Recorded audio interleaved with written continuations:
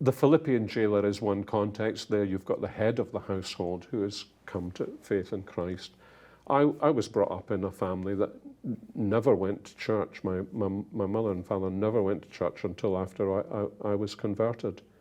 And I remember praying desperately the Lord would work in his heart, and kind of complaining to him after 6 months. He didn't seem to be answering my prayers.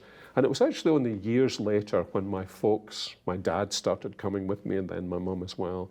It was only years later I actually discovered how he had been working in my family.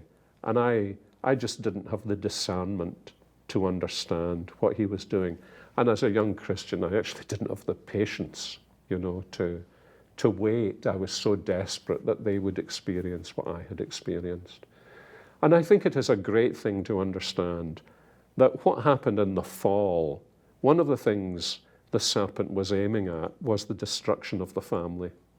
And he did that fairly successfully. Genesis 3, Adam and Eve falling out, and then Cain and Abel and the murder. And so it seems to me that what we should actually expect and therefore pray for as God works the grace of salvation is, as Herman Bavinck says, that the rivers of grace will run through the dried up waterbeds of our fractured lives, and that God will be pleased not just to work in us as individuals, but to work in us as families. And among my mother's last words were, and I was so desperate as a 15-year-old that she would know the Lord, and among her last words were, I am trusting the Lord. So if this is a young person, do continue to be patient and look to the Lord.